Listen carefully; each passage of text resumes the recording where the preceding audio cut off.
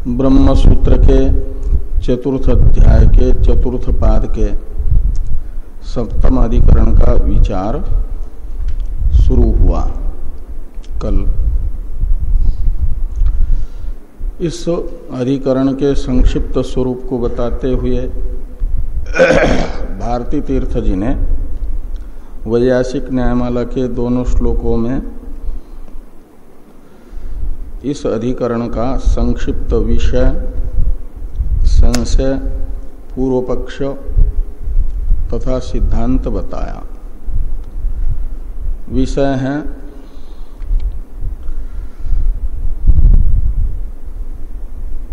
प्राप्त उपासकों का जो ऐश्वर्य है वो विषय है,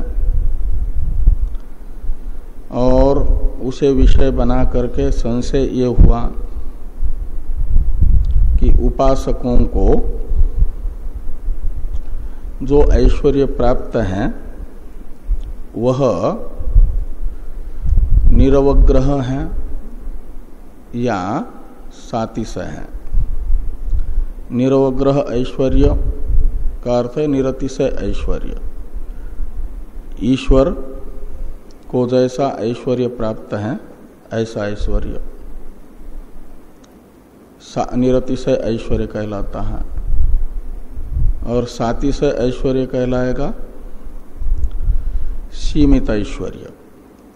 कुछ विषय को वो सीमित ऐश्वर्य हुआ। तो सीमित ऐश्वर्य सातिशय ऐश्वर्य है।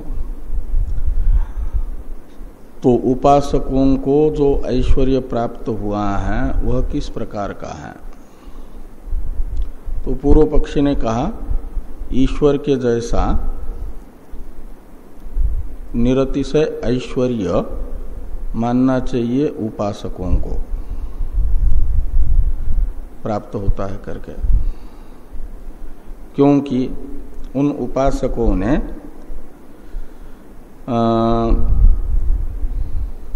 को श्रुति कहती है स्वातंत्र्य प्राप्त होता है, आपनोति स्वराज्यम इत्यादि। उससे निरवग्रह ऐश्वर्य की प्राप्ति होती है, ये प्रतीत होता है। इस प्रकार का पूर्व पक्ष प्राप्त होने पर द्वितीय श्लोक से सिद्धांत बताया कि योगिनाम सृष्टिता नास्ति। निरवग्रह ऐश्वर्य होगा तो आकाशादि जगत सृष्टित्व ये भी ऐश्वर्य प्राप्त होगा। जैसे ईश्वर में निरतिशय ऐश्वर्य होने से आकाश आदि का संकल्प मात्र से सृष्टा भी परमेश्वर है, ऐसे आकाश आदि का सृष्टित्व उपासकों में नहीं है। क्यों नहीं है? तो कहते इसलिए नहीं है कि श्रुति ने जहाँ सृष्टि बताई है वहाँ पर उपासक प्रकृत नहीं है। सृष्टि के प्रकरण में सृष्टा के रूप में सर्वत्र परमेश्वर को ही बताया गया है, इसलिए परमेश्वर प्रकृत है। सृष्टि में अप्रकृत है उपासक। तो फिर आपनोति स्वराज्यम इत्यादि श्रुति का क्या होगा? तो बताया कि उसे समझना चाहिए भोग विषयक ऐश्वर्य बताने वाली श्रुति। तो इसलिए उत्तरार्ध में कहा कि स्वराज्यम ईशो भोगाय ददे और मुक्तिंच विद्या। तो उपासकों को तो उपासना से प्रसन्न हुए परमेश्वर ब्रह्मलोक के भोग के लिए भोगानुकूल ऐश्वर्य प्रदान करते हैं अनिमादि, और अंत में मुक्ति के लिए निर्विशेष स्वरूप का ज्ञान कराते हैं, विद्या देते हैं। तो इस प्रकार जगत सृष्टि आदि रूप जो व्यापार है ईश्वर ने अपने पास रखा हुआ है। ये संक्षेप में अधिकरण सार में कह करके प्रथम श्लोक के भाष्य से लेकर के विस्तार से इस अधिकरण का स्वरूप भाष्यकार भगवान ने बताना प्रारंभ किया। तो भाष्य में प्रथम तो भाष्यकार भगवान ने वही उपासकों के ऐश्वर्य को विषय बना करके संशय बताया और संशय का कारण टीकाकार ने बताया वह था दर्शन, यानी दोनों प्रकार की श्रुतियां दिख रही हैं। इससे संशय हुआ कि उपासक का ऐश्वर्य ईश्वर के तरह निरतिशय है या जो उपासक है उनका ऐश्वर्य सातिशय है, ऐसा संशय हुआ। और इस प्रकार का संशय प्राप्त होने पर पूर्व पक्ष ने अपना मत बताया कि ईश्वर के तरह ही निरंकुश ऐश्वर्य मान लेना चाहिए इनको प्राप्त है करके उपासकों को। क्यों? तो कहा अपनोति स्वराज्यम सर्वे अश्मय देवा बलिम आवहंति तेषाम सर्वेषु लोकेषु कामचारो भवति इत्यादि श्रुतियों से ये निश्चित होता है। इस प्रकार का पूर्व पक्ष प्राप्त होने पर यहां इस अधिकरण में पूर्व अधिकरण के द्वारा प्राप्त जो उपासकों में ऐश्वर्य है उसमें निरतिशयता का निषेध किया जा रहा है। जगत सृष्टित्वादि जो व्यापार है, व्यापार रूप ऐश्वर्य, उसका निषेध किया जा रहा है। इसलिए पूर्व अधिकरण के साथ इस अधिकरण की अपवादि की संगति बनी, ये टीका में टीकाकार ने कहा। और पूर्व पक्ष तथा सिद्धांत मत में फलभेद बताते हुए टीकाकार ने बताया कि जो पूर्व पक्ष हैं उनके मत में नाना ईश्वरत्व की सिद्धि ये फल है। जब जो भी उपासक मन के साथ परमेश्वर का सायुज्य प्राप्त करेगा उसे परमेश्वर के तरह ही ऐश्वर्य प्राप्त होगा। तो एक कल्प में कई उपासक ईश्वर का सायुज्य प्राप्त करेंगे। जितने उपासक सायुज्य प्राप्त करेंगे वे भी ईश्वर के तरह ही निरंकुश ऐश्वर्य वाले हो जाएंगे, तो अनेक ईश्वर हो जाएंगे। ये पूर्व पक्ष के मत में फल होगा। सिद्धांत मत में उपासकों में ईश्वर नियम्यत्व होने से, ईश्वराधीन ऐश्वर्यवत्ता होने से एक ही ईश्वर निश्चित होगा और उपासकों में ईश्वर के ऐश्वर्य के अधीन ऐश्वर्य होने से सीमित ऐश्वर्य माना जाएगा। इसलिए एक ईश्वर होगा सिद्धांत मत के अनुसार, अनेक ईश्वर नहीं। और उसी में जगत कर्तृत्व होगा। जिनका ऐश्वर्य ईश्वराधीन, ईश्वर ऐश्वर्याधीन है, उनमें नहीं। ये बताया गया। अब ये कह रहे हैं जो सूत्र से सिद्धांत को बताते हुए व्यास जी ने कहा कि जगत व्यापार वर्जम, यानी जगत व्यापार है, जगत सृष्टित्व, जगत पालकत्व, जगत संहारकत्व, जो ऐश्वर्य, जगत को अपने नियमन में रखने का जो ऐश्वर्य, ये माना जाता है व्यापार, जगत व्यापार। और इस जगत रूप व्यापार से, व्यापार को छोड़ करके बाकी ऐश्वर्य उपासकों को प्राप्त होता है। ये यहाँ पर कहा गया जगत व्यापार वर्जम से। और इसमें हेतु बताया गया प्रकरणात् असन्निहितत्वाच्च। इन दो पदों से दो हेतु बताए गए। सृष्टि के प्रकरण में ईश्वर को ही प्रकृत करके, ईश्वर का उपक्रम करके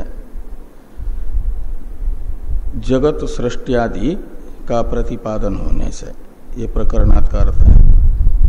और सृष्टि के प्रकरण में उपासक असन्निहित होने से, यानी प्रकृत न होने से, उपासकों में ईश्वराधीन ऐश्वर्य रहेगा, ईश्वर के तरह निरंकुश ऐश्वर्य नहीं रहेगा। इसे सूत्र से व्यास जी ने बताया। इसी अर्थ को स्पष्ट करते हुए भाष्यकार भगवान ने ये कहा कि जगत व्यापार को छोड़ करके अनिमादि ऐश्वर्य मुक्त शब्दित सायुज्य प्राप्त उपासकों में आता है, अनिमादि रूप ऐश्वर्य। जगत व्यापार रूप ऐश्वर्य तो नित्य सिद्ध ईश्वर का ही है, क्योंकि जहाँ भी जगत सृष्टि आदि रूप जगत व्यापार बताया गया है, वहाँ पर ईश्वर ही प्रकृत है, उपासक अप्रकृत है, असन्निहित है। इसलिए परमेश्वर को ही माना जाएगा निरंकुश ऐश्वर्य वाला और उपासकों को सांकुश ऐश्वर्य वाला। इसलिए अनेक उपासक सिद्ध नहीं, अनेक ईश्वर सिद्ध नहीं होंगे सिद्धांत में, एक ईश्वर होगा। और जो जगत सृष्टित्व रूप ऐश्वर्य है, यह नित्य सिद्ध ईश्वर होने से उसी में संभव है, और शब्दैक गम्य ईश्वर होने से उसी में संभव है। ये दिखाने के लिए बताया गया नित्य शब्द निबंधनत्वाच्च भाष्य में। तो नित्य शब्द का प्रयोग नित्य सिद्ध करके होता है ईश्वर को। ईश्वर के पास जो ऐश्वर्य है वह अनागंतुक है, और उपासकों का ऐश्वर्य उपासना रूपी निमित्त से प्राप्त होने से ईश्वर के अनुग्रह से आगंतुक है। इसलिए नित्य सिद्ध ऐश्वर्य जिसका है उसी में आकाश आदि जगत सृष्टित्व होगा। उपासकों में तो शरीराधीन संकल्प होता है, जब शरीर होगा तब संकल्प कर पाएंगे। और ईश्वर तो अपनी उपाधि जो शुद्ध सत्व प्रधान प्रकृति की अवस्था है माया शब्दित, उसी में बहुश्याम प्रजाय ऐसा संकल्प करते हैं और ईक्षण पूर्वक सृष्टि करते हैं। इसलिए ईश्वर में ही यह ऐश्वर्य है। और उपासकों में अन्वेषण तथा विजिज्ञासन शब्दित उपासना के अधीन ऐश्वर्य है।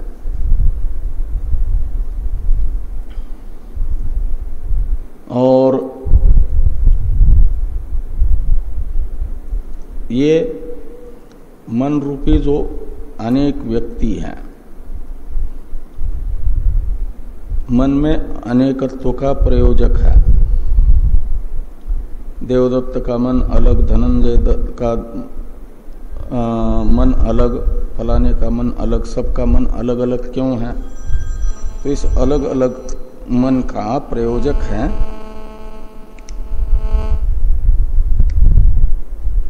संस्कार भेद, वासना भेद, स्वभाव भेद।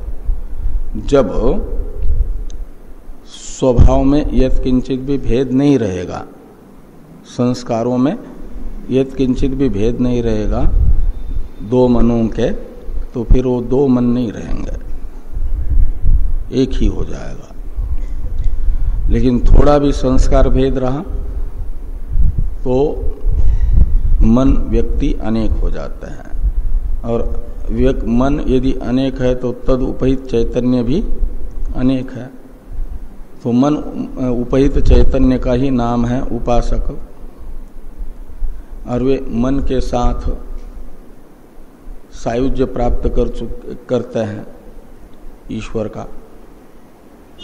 तो सायुज्य अवस्था में भी मन रूपी उपाधियां अनेक होने से ईश्वर का सायुज्य प्राप्त उपासकों में भी आपस में भेद होता है। और उन सब में यदि निरंकुश ऐश्वर्य प्राप्त होगा तो व्यक्ति अनेक होने से कभी उनका अभिप्राय विचार अलग अलग भी होगा ना। कभी भी अलग अलग विचार नहीं होगा तो फिर व्यक्ति भेद ही कहाँ रहा। विचार भेद को लेकर ही तो व्यक्ति भेद हुआ। तो जब अनेक निरंकुश ऐश्वर्य वाले हो जाएंगे तो किसी का विचार होगा सृष्टि का, किसी का विचार होगा स्थिति का, किसी का विचार होगा संहार का। तो ये जगत की व्यवस्था नहीं बन पाएगी। इसलिए मानना होगा कि समनस्क होने के कारण उनमें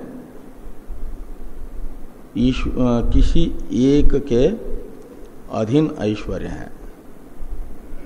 और यदि ये कहें ये अव्यवस्था दूर करने के लिए कि वे समनस्क होने पर भी किसी एक के संकल्प का अनुसरण करने वाला ही संकल्प करते हैं, विपरीत संकल्प नहीं करते, तो फिर माना जाएगा कि जिस एक के संकल्प का अनुविधायी संकल्प ही बाकी कर रहे हैं वो प्रधान, और ये फिर गौण हो जाएंगे, अप्रधान हो जाएंगे। तो अप्रधान ईश्वर उपासक है, और प्रधान जो जिसके संकल्प के अनुसार ही संकल्प करते हैं, का मतलब जिसके नियमन में रह करके संकल्प करते हैं, उसके संकल्प के विपरीत संकल्प नहीं करते, वो हो जाएगा मुख्य ईश्वर, बाकी गौण ईश्वर है। तो एक ही ईश्वर सिद्ध हो जाएगा। इस प्रकार ये प्रथम सूत्र तथा उसके भाष्य से भगवान भाष्यकार तथा सूत्रकार ने कहा।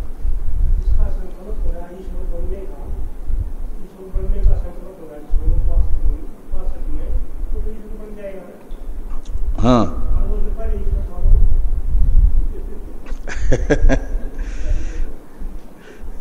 उसका क्या होगा बताओ। तो ये बताया कि मुख्य ईश्वर तो पहले वाला एक रहेगा ही, और उसी के संकल्प के अनुसार उसी के मूल ईश्वर के नियमन में रहने वाला ही ईश्वर बाकी होंगे उपासक। उसके बराबर या उससे ऊपर नहीं बन पाएंगे, उसके अधीन रहने वाले, उससे बराबर भी नहीं हो पाएंगे। ये तो मतलब उपासक जो है धर्म बन जाते हैं। हाँ, और ये ईश्वर की धर्म बनेगा नहीं रहेगा। वो तो है ही है, उसको बनने की जरूरत नहीं है, वो तो ब्रह्म ही है। साक्षी भी है। हाँ तो फिर साक्षी को जो बन जाएगा ना। हाँ, तो वो भी ईश्वर की जो धर्म नहीं बनेगा। नहीं बनेगा, तो ईश्वर ही रहेगा। वो तो ब्रह्म ही है, इसलिए अलग उसको बनने की जरूरत नहीं है। जिसको अपने ब्रह्म स्वरूप का विस्मरण होता है, ब्रह्म बनने का अर्थ क्या है? ब्रह्म स्वरूप की अभिव्यक्ति होना, ब्रह्म स्वरूपता का अज्ञान निवृत्त होना, यही तो ब्रह्म बनना है। तो ईश्वर को अपने ब्रह्म स्वरूपता का कभी अज्ञान नहीं रहा है?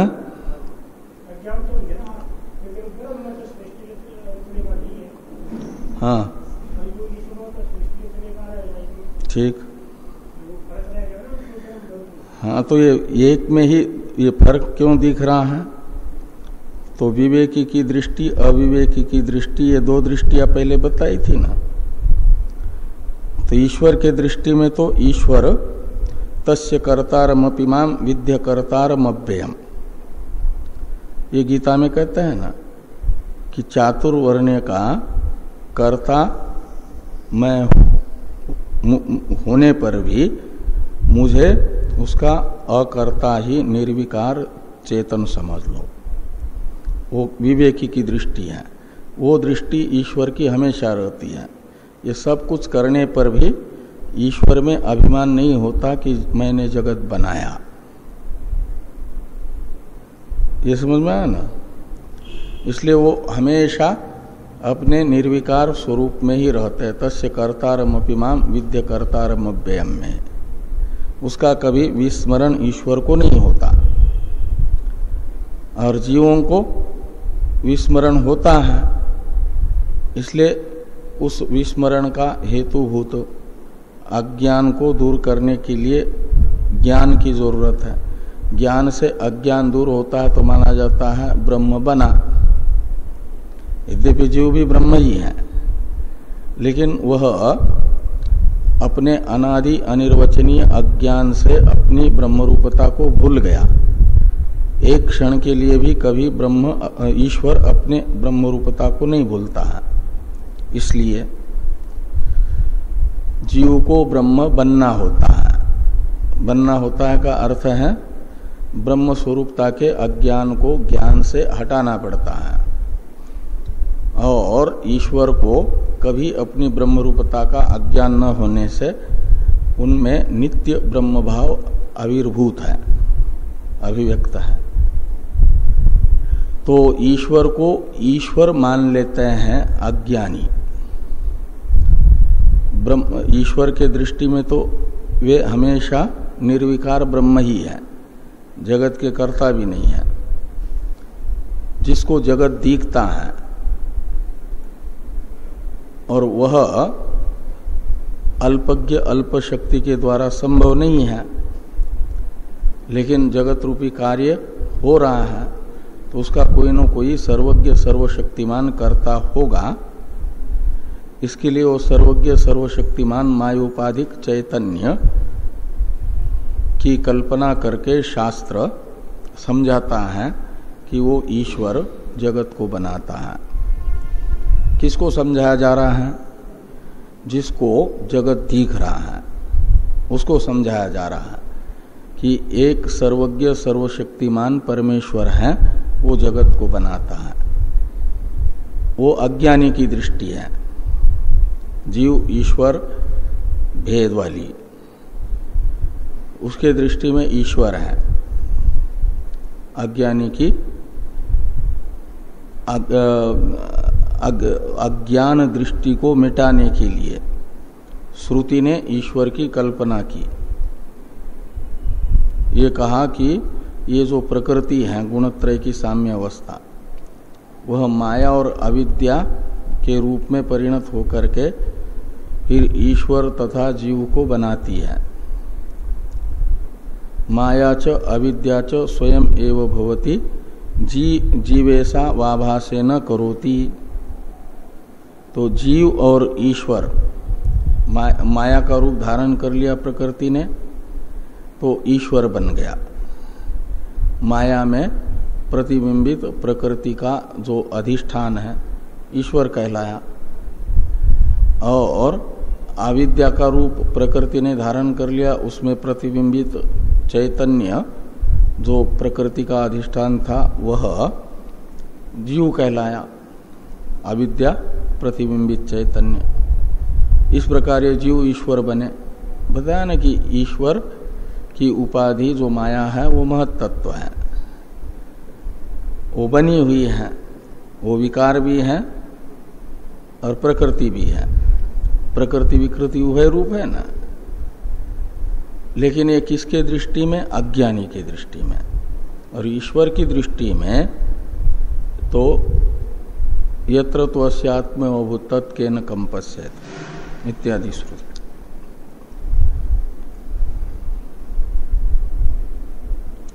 तो मन रूपी उपाधि के अनेक होने पर यदि ये कहेंगे कि एक चैतन्य, एक के संकल्प का अनुविधायी संकल्प ही अन्य में होता है, तो जिस एक के संकल्प का अनुविधायी संकल्प बाकी में हो रहा है वह एक ही ईश्वर है, बाकी तो उपासक है।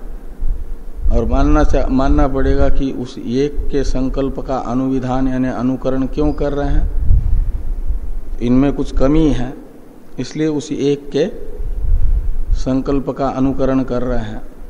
दूसरे का अनुकरण तो तभी किया जाएगा कि अनुकर्ता में जिसका अनुकरण किया जा रहा है उसकी अपेक्षा कुछ न्यूनता होती है,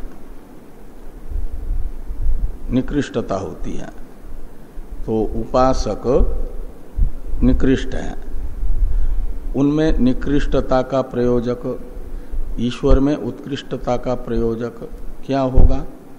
तो ऐश्वर्य में ही निरतिशयता और सातिशयता उपासक के निकृष्टता में कारण बनेगी ऐश्वर्य की सातिशयता, ईश्वर के उत्कर्ष में कारण बनेगी ऐश्वर्य की निरतिशयता, ये माना जाएगा।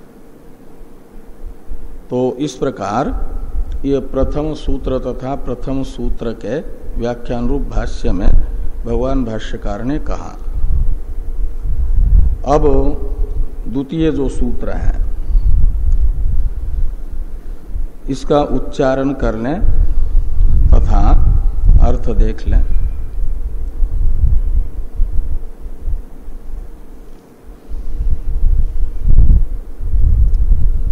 प्रत्यक्षोपदेशादिति चेत नाधिकारिक मंडलस्थोक्ते प्रत्यक्षोपदेशादिति चेत नाधिकारिक मंडलस्थोक्ते। तो प्रत्यक्ष उपदेशात का अर्थ है प्रत्यक्ष श्रुति से। यहां प्रत्यक्ष शब्द से लेना प्रत्यक्ष श्रुति वचन। आपनोति स्वाराज्यम सर्वे अस्मै देवा बलिम आवहन्ति तेषाम सर्वेषु लोकेषु कामचारो भवति इत्यादि जो प्रत्यक्ष श्रुति वचन है, ये है प्रत्यक्षोपदेश। और इससे अवगत हो रहा है उपासकों में निरतिशय ऐश्वर्य, इसलिए उपासकों का सातिशय ऐश्वर्य मानना अनुचित है। ऐसा यदि पूर्व पक्षी कहें तो कहते हैं न, यानी ये उपासक का सातिशय ऐश्वर्य मानना अनुचित है, इत्याकारक दोष सिद्धांत पक्ष में नहीं है। ये न का अर्थ निकलेगा। क्यों नहीं है? तो कहते इसलिए नहीं है कि आधिकारिक मंडलस्थोक्ते, कहते हैं कि आपनोति स्वाराज्यम, यह श्रुति यदि ईश्वर में विद्यमान जो निरतिशय ऐश्वर्य है उसी निरतिशय ऐश्वर्य रूपी स्वराज्य की प्राप्ति उपासकों को होती है ऐसा बताएगी, यदि तब तो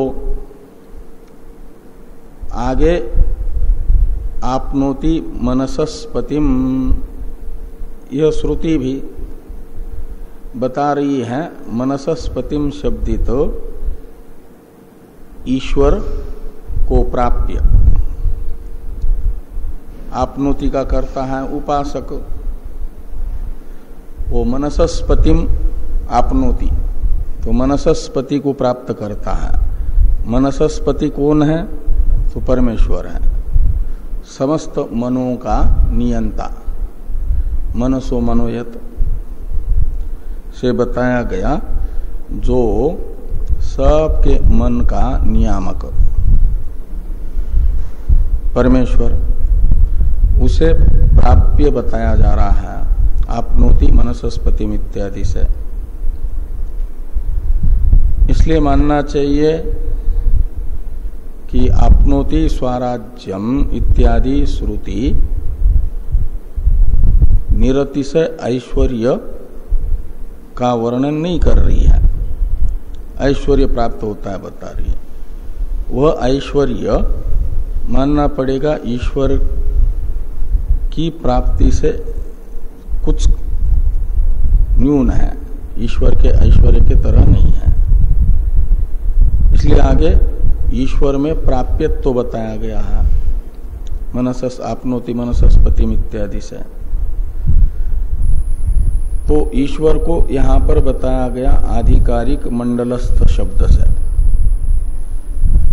आधिकारिक मंडलस्थ शब्द का अर्थ है परमेश्वर, अंतर्यामी, जो आदित्य मंडल अंतर्गत पुरुष है हिरण्यगर्भ, उनका भी जो नियामक है हिरण्यगर्भ का भी, उसे यहां पर आधिकारिक मंडलस्थ शब्द से कहा जा रहा है। हिरण्यगर्भ के अंतर्यामी को, वो परमेश्वर है, परमात्मा है। वो जो परमेश्वर है उसमें आपनोति मनसस्पतिम इत्यादि वाक्य से उपासक प्राप्यत्व का वर्णन होने से आधिकारिक मंडलस्तोक्ते शब्द का अर्थ है। इसलिए आपनोति स्वराज्यम इत्यादि श्रुति सावक शेषी साति से ही उपासक के ऐश्वर्य को बताएगी, निरतिशय ऐश्वर्य को नहीं बताएगी, ये कह रहा है।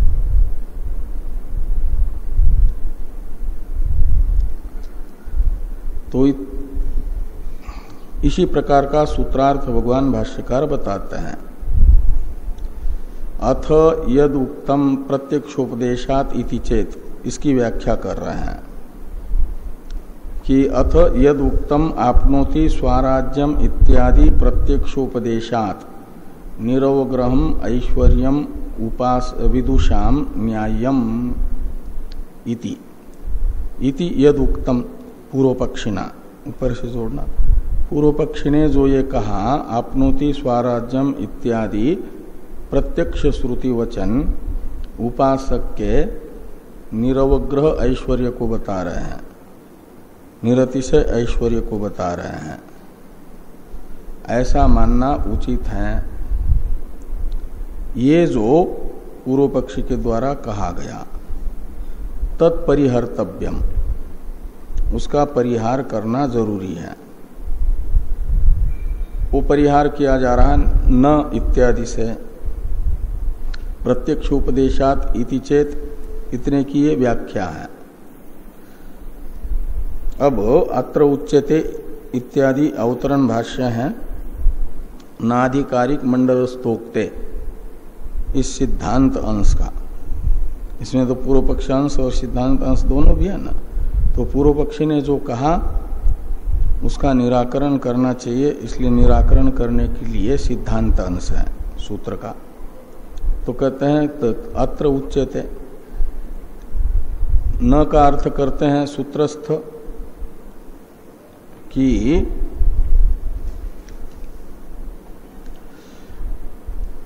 नायम दोषः पूर्व पक्ष को सिद्धांत में जो दोष दिख रहा है, आपनोति स्वराज्यम इत्यादि श्रुति से उपासकों में निरतिशय ऐश्वर्य मानना चाहिए इत्याकारक जो दोष दिख रहा है, कहते अयम दोष न, ये दोष सिद्धांत में नहीं है। क्यों दोष नहीं है? तो कहते आधिकारिक मंडलस्थोक्ते, ये हेतु वाक्य है। दोषाभाव को बताने के लिए हेतु बताने वाला ये वाक्य है। आधिकारिक मंडलस्थोक्ते, इसमें आधिकारिक और मंडलस्थ पद में कर्मधारय समास है, इसलिए कहा जा रहा है कि आधिकारिको यह सवित्री मंडलादिषु विशेष आयतनेषु अवस्थितः पर ईश्वर, ये आधिकारिक मंडलस्थ शब्द का अर्थ कर दिया। पर ईश्वर यानी परमेश्वर, पर ईश्वर है परमेश्वर। जो आधिकारिक है, आधिकारिक शब्द का अर्थ करते हैं टीकाकार कि अधिकारे नियोजयति आदित्यादीन इति आधिकारिक, जो जगत के संसार के सुव्यवस्था के लिए अधिकारी पद हैं, आदित्य, इंद्र आदि, और उन पदों में आदित्यादि देवताओं की नियुक्ति करता है, जो जगत की सुव्यवस्था के लिए लोकपाल के रूप में इंद्रादि देवताओं की जो नियुक्ति करता है, अधिकार में स्थापित करता है उन्हें, उसे कहा जा रहा है आधिकारिक। तो जगत को बना करके जगत की सुव्यवस्था के लिए आदित्यादि पदों में आदित्यादि देवताओं को नियुक्त करने वाला कौन है? परमेश्वर। ये परमेश्वर के द्वारा नियुक्त है ना। जैसे अर्चिरादि मार्ग में अर्चिरादि देवताओं की नियुक्ति हुई है कि इस कल्प में जब से सृष्टि बनी तब से लेकर के सृष्टि का महाप्रलय होने तक, प्राकृत प्रलय होने तक आप लोग जिनकी जिनकी औपनिषद उपासना पूरी हुई है, उत्तरायण मार्ग में प्रवेश का अधिकार मानव शरीर में रहते हुए जिन्होंने प्राप्त कर लिया है उपासना करके, उन्हें इस मार्ग से सुव्यवस्थित आप ले जाओगे। ऐसे ईश्वर के द्वारा नियुक्त है ना वे आतिवाहिक उन पदों में। ऐसे आदित्य ऊर्जा मंत्री के रूप में संसार में वो नियुक्त हैं। इसलिए जितने समय के लिए कहा जहाँ पर प्रकाश होना ही होना है, सूर्योदय से लेकर के सूर्यास्त तक विद्युत सप्लाई करना ही करना है प्रकाश, तो करता ही है। और वो कभी खराब भी नहीं होती ईश्वर की बिजली की लाइन, वो करते ही हैं उतने समय के लिए। रात में प्रकाश के लिए चंद्रमा आदि नियुक्त हैं, वो प्रकाश करते ही हैं। जिस समय चंद्रोदय चंद्रास्त लिखा होगा उस समय चंद्र को उदित होना ही होना है, अस्त होना ही होना है। तो ये जो आधिकारिक पुरुष है आदित्य, एक तो आदित्य मंडल है, वो तो उनका आयतन है, और उसके अंदर जो अधिदैव पुरुष हैं वो है आधिकारिक पुरुष जीव। उन्हें आदित्यादि अधिकारी पुरुष के रूप में नियुक्त जो करता है उसे अधिकारिक कहा जाता है। अधिकारिक वो कह रहे हैं कि अधिकारे नियोजयति आदित्यादीन इति अधिकारिक, टीका में। तो आदित्यादि लोकपालों को उनके अपने अपने अधिकार में जो नियुक्त करता है वो आधिकारिक कहलाता है, वो ईश्वर नियुक्त करता है, इसलिए परमेश्वर हो गए आधिकारिक शब्द का अर्थ। और फिर ये कहा कि सवित्री मंडलस्थ, उसी को कहा अधिकारी को, यह मंडलस्थ। तो मंडलस्थ भी कौन है? वही परमात्मा। उन्हें मंडलस्थ क्यों कहा जा रहा है? तो कहते हैं इसलिए कर्मधारय समास का विग्रह बताते हैं। स चासो टीकाकार, स चासो मंडलस्थश्च तस्य प्राप्य तूक्ते, ये आधिकारिक मंडलस्थोक्ते का अर्थ कर दिया। कर्मधारय समास बता करके फिर षष्ठी तत्पुरुष समास उक्ति पद के साथ है। तो मंडलस्थ भी वही है का मतलब वो सूर्य के रूप में है ऐसा नहीं, वो तो उनके द्वारा नियुक्त देवता है और उनके अंतर्यामी के रूप में अधिकार में नियुक्त करके उनका शासन करने के लिए जो काम करने के लिए नियुक्त किया है वह काम आदित्यादि ठीक ठीक कर रहे हैं या नहीं कर रहे हैं, ऐसा उन पर नियमन करने के लिए अंतर्यामी के रूप में जो आदित्य मंडल में स्थित है। तो जैसे इस शरीर में दो हैं, द्वा सुपर्णा संयुजा सकया श्रुति बताती है ना। एक जीव है, इस शरीर में रह करके अपने पूर्वकृत कर्मों का जो फल देने के लिए उन्मुख हुए हैं, प्रारब्ध बन करके आए हैं, उनका फलोपभोग करता है। वो है तयोरन्य पिप्पलम स्वादु अति शब्द से कहा गया और अनशनन अन्यो अभिचाकशिति से कहा जाने वाला अंतर्यामी एक, ये दो है ना। एक जीव है, एक जीव का नियामक ईश्वर है। ऐसे आदित्य मंडल में भी अधिदैव में आदित्य मंडल है, आदित्य पुरुष का शरीर, और उस आदित्य मंडल रूपी शरीर में स्थित दो हैं। एक आदित्य पुरुष है, वो तो अपना जो अभिमान करके भोक्ता बन जाता है, वहां जगत के ऊपर शासन करने से होने वाला जो सुख है उस सुख का स्वाद लेकर के भोक्ता है। तयोरन्य पिप्पलम स्वादु अति शब्द से कहा जाने वाला वो आदित्य पुरुष। जैसे यहाँ पर छोटे छोटे अनुकूलताओं में हम सुखी होते हैं, तो आदित्यादि पुरुष भी उनको बड़ा पद मिला हुआ है और उस बड़े पद से जो कार्य होते हैं उनकी प्रार्थना आदि सामान्य जीव करते हैं, वेष्टि जीव अध्यात्म उपाधि से परिचिन्न, उन्हें सम्मान देते, पूजा आदि करते, तो उससे उनको सुख होता है। उस सुख का भोग वे आदित्य शरीर आदि से करते हैं। और लेकिन वो भोग करते समय कहीं भोग में ही लिप्त न हो और जगत की व्यवस्था छोड़ दें, कभी नहीं करे। इस पर ध्यान रखने के लिए अनशनन अन्यो अभिचाकशिति के अनुसार उनके भी अंतर्यामी के रूप में परमेश्वर उस आदित्य मंडल में स्थित है। वो है मंडलस्थ, आधिकारिक मंडलस्थ। हाँ हाँ, वज्रम उद्यतम ऐसा है।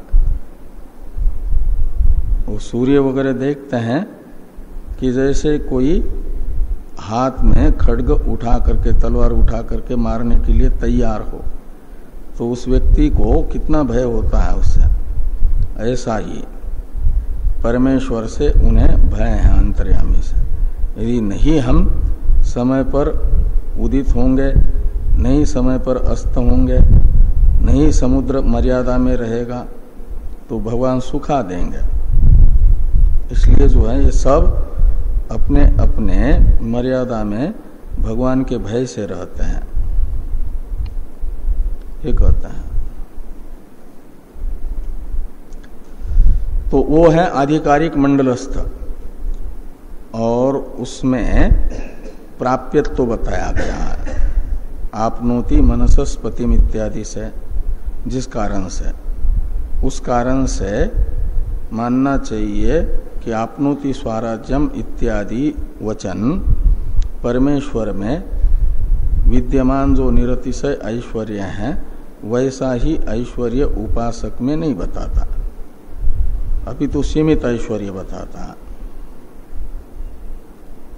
ये कह रहे हैं। तो यही भाष्य में है कि आधिकारिक मंडलस्तोक्ते की व्याख्या करते हुए भाष्यकार भगवान कह रहे हैं कि आधिकारिको यह सवित्री मंडलादिषु विशेष आयतनेषु अवस्थितः पर ईश्वर और तद आयत्ता एव इयम स्वराज्य प्राप्ति उच्यते। आपनोति स्वराज्यम, इस वाक्य से जो उपासकों को स्वराज्य ने स्वातंत्र्य की प्राप्ति बताई जा रही है, ऐश्वर्य की प्राप्ति बताई जा रही है, वह तद आयत्ता है। तद आयत्ता में तत् शब्द से लेना परमेश्वर को, आयत्त शब्द का अर्थ है अधीन, तो परमेश्वर आयत्ता यानी परमेश्वराधीना स्वातंत्र्य प्राप्ति उपासका नाम आपनोति स्वराज्यम इत्यादि वाक्य न उच्यते, ये कहना समझना। तो आधिकारिको यह सवित्री मंडलादिषु विशेष आयतनेषु अवस्थितः पर ईश्वर तद आयत्ता एव इयम स्वराज्य प्राप्ति उच्यते। यत् कारणम, कहे ये आपको कैसे ज्ञात हुआ? ईश्वराधीन स्वातंत्र्य की प्राप्ति उपासकों को यह प्रत्यक्ष श्रुति वचन बता रहा है करके, यह अर्थ आपने कैसे निकाला? ये भाष्कर भगवान को और सूत्रकार को पूर्व पक्षी पूछेंगे ना, वो इतने श्रद्धालु थोड़ी हैं कि व्यास जी कह रहे हैं, भगवान शंकराचार्य जी कह रहे हैं इसलिए मान लो, ऐसे इनके प्रति श्रद्धा रखने वाले थोड़ी ही हैं। उनके तो मत का खंडन हो रहा है, सावशेष ऐश्वर्य बताया जा रहा है उपासकों में, वो तो मानते हैं कि निरतिशय ऐश्वर्य प्राप्त होता है।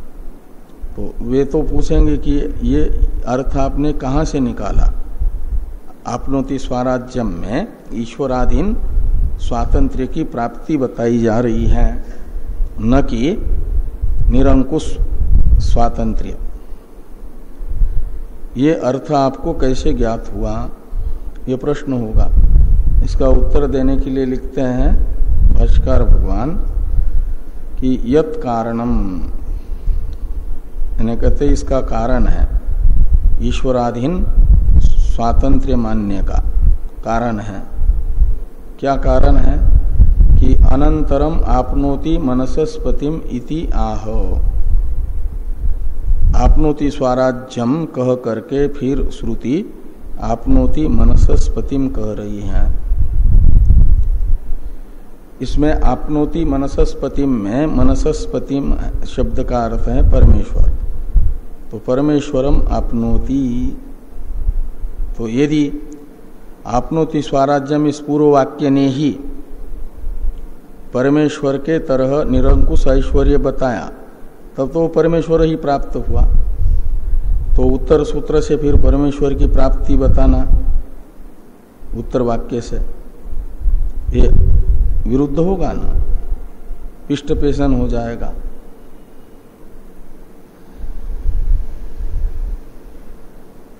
इसी का स्पष्टीकरण करते हुए भाष्यकार भगवान कह रहे हैं कि यो ही सर्वमनसाम पति ही पूर्व सिद्ध ईश्वर तम प्राप्नोति इति एतद उक्तम भवति। आपनोति स्वराज्य आपनोति मनसस्पतिम, इस वाक्य से यह अर्थ बताया जा रहा है कि जो समस्त मन का पति यानी स्वामी है, नियामक है, मनसो मनोयत से बताया गया। वो कौन है? तो पूर्व सिद्ध ईश्वर यानी नित्य सिद्ध ईश्वर है। पूर्व सिद्ध ईश्वर है नित्य सिद्ध ईश्वर। ये उपासक तो ईश्वर हैं, लेकिन सायुज्य प्राप्त होने के बाद ईश्वर के अनुग्रह से आगंतुक ऐश्वर्य इनमें है। वो पूर्व सिद्ध ईश्वर का अर्थ है इन नित्य सिद्ध ईश्वर है। तो नित्य सिद्ध जो ईश्वर है, जिसमें स्वाभाविक ऐश्वर्य है, निरतिशय ऐश्वर्य, वो है पूर्व सिद्ध ईश्वर। वो है मनसस्पतिम शब्द का अर्थ परमेश्वर। और तम प्राप्नोति, उस परमेश्वर को प्राप्त करता है, यानी परमेश्वर का सायुज्य प्राप्त करता है। कौन? ये उपासक। ये बाद में श्रुति कह रही है। इति एतद उक्तम भवति। थोड़ी टीका है, टीका को देखिए। मनसस्पति ही सूर्यमंडलांतस्थ परमात्मा। मनसस्पति शब्द का अर्थ है सूर्यमंडल अंतस्थ जो अधिदैव पुरुष है, सूर्य देवता, और उसका भी अंतर्यामी वो परमात्मा, उसे यहाँ पर आधिकारिक मंडलस्थ शब्द से लेना। और आपनोति मनसस्पति में उसी को मनसस्पति शब्द से लेना। आपनोति मनसस्पतिम, इस श्रुतिस्थ मनसस्पतिम शब्द आधिकारिक मंडलस्थ अंतर्यामी को बता रहा है। सूर्य मंडलांतर्गत अधिदैव पुरुष सूर्य का भी जो नियामक है, उसको बताने वाला है मनसस्पति शब्द। वो परमेश्वर है।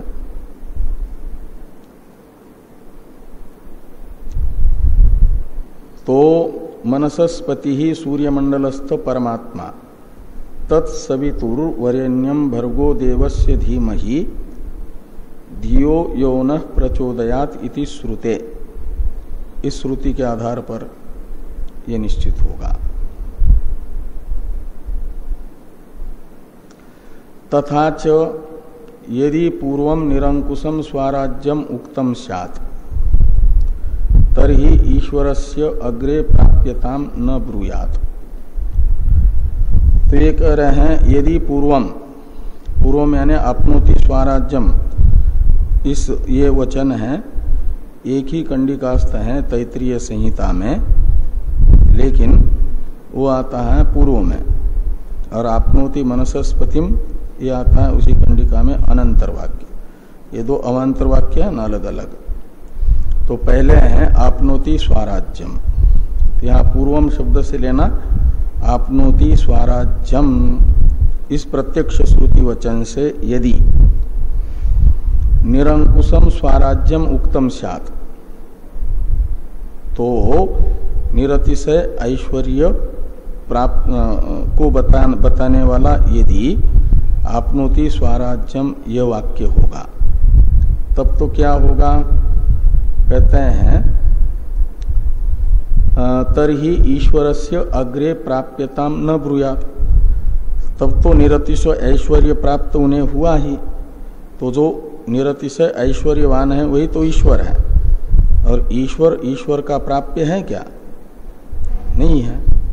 इसका अर्थ है जिसने स्वराज्य प्राप्त कर लिया है उसका प्राप्य आपनोति मनसस्पतिम, यह वाक्य ईश्वर को बता रहा है, का अर्थ है वह ईश्वर जिसका प्राप्य है, ऐसा प्राप्त स्वराज्य व्यक्ति ईश्वर की अपेक्षा निकृष्ट ऐश्वर्य वाला है।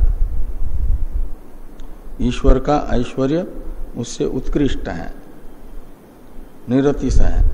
अभी निरतिशय ऐश्वर्य उसे प्राप्त होता तो फिर उसका ईश्वर को प्राप्य न बताती श्रुति, ईश्वर उसका प्राप्य है करके। यहाँ अपनोति मनसस्पति में ये श्रुति जिसको स्वराज्य प्राप्त हुआ उसका प्राप्य मनसस्पति शब्दित परमेश्वर है, ये बता रही है। इससे निकलता है, टीकाकार कह रहे हैं कि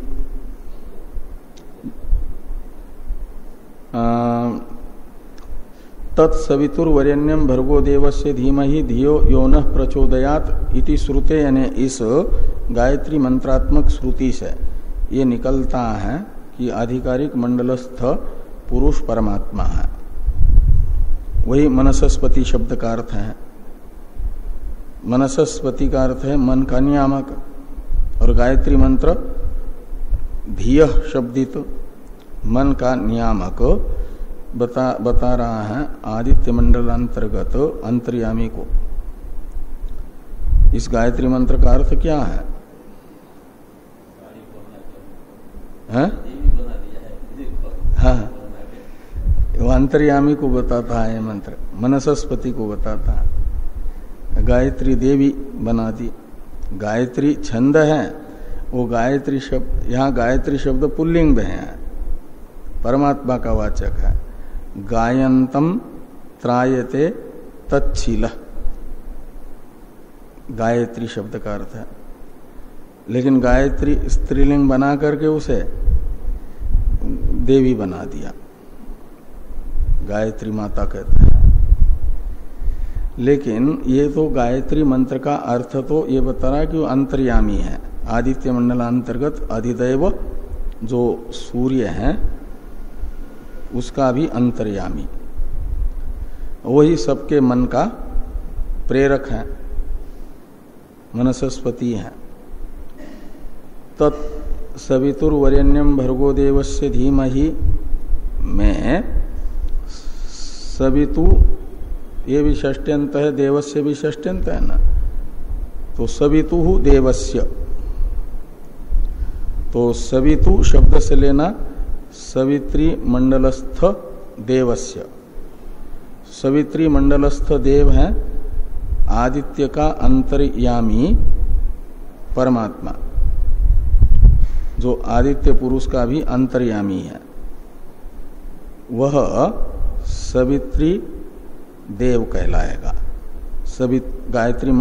गायत्री मंत्रस्थ सवितु देवस्य, ये जो दो षष्ट्यंत पद है ना, उसमें से सवित्री शब्द बताता है आदित्य मंडलांतर्गत अंतर्यामी को, और देव शब्द बताता है चेतन को।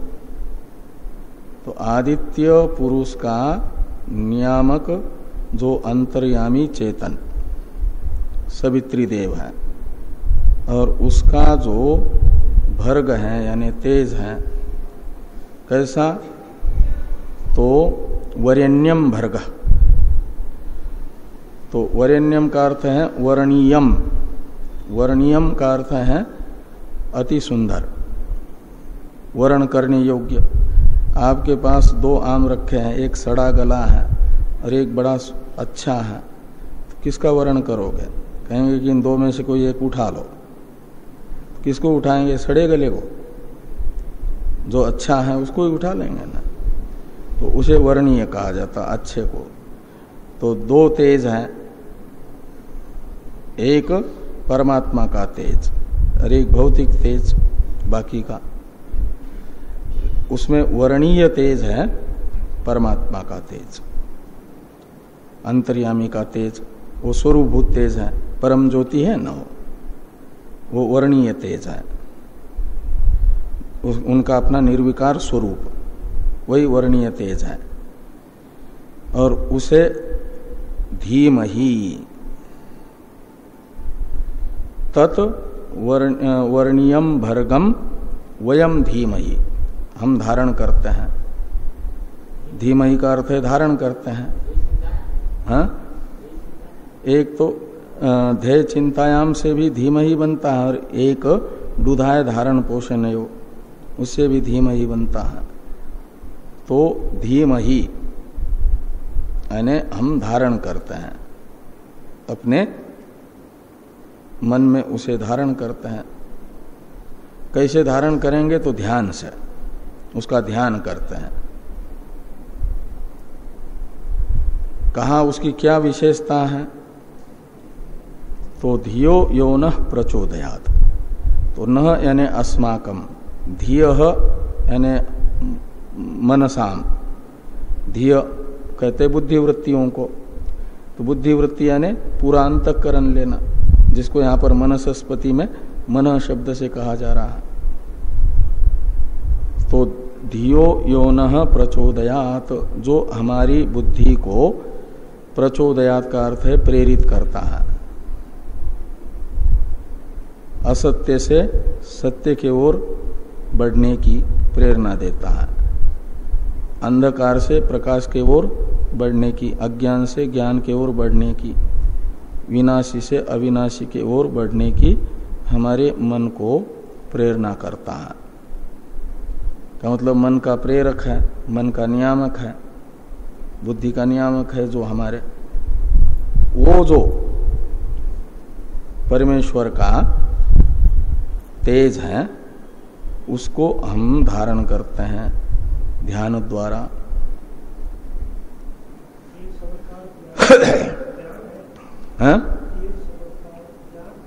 हाँ, स्वरूपभूत चैतन्य, निर्विकार ज्ञान, उसे हम धारण करते हैं। तो ये गायत्री मंत्र क्या बता रहा है कि अंतर्यामी मनसस्पति है। मनसस्पति अंतर्यामी है। मनसस्पति शब्द का अर्थ अंतर्यामी हमने किया, इसमें प्रमाण गायत्री मंत्र है, वही सबके मन का नियामक है, ऐसा गायत्री मंत्र बता रहा है। तथा च यदि पूर्वम निरंकुशम स्वाराज्यम उक्तम स्यात् तर्हि ईश्वरस्य अग्रे प्राप्यताम न ब्रूयात्। तो यदि आपनोति स्वाराज्यम में ही निरंकुश ऐश्वर्य प्राप्त होता है ये बताया जाता, तो फिर आपनोति मनसस्पति में ईश्वर में उन प्राप्त स्वराज्य उपासकों का प्राप्यत्व न बताती श्रुति, लेकिन बता रही है।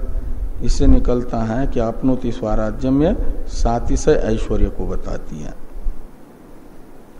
इसलिए हमने जो कहा कि सातिशय ऐश्वर्य ही उपासकों का होता है वो ठीक ही का, वो आपनोति स्वराज्यम श्रुति का कोई विरोध नहीं है।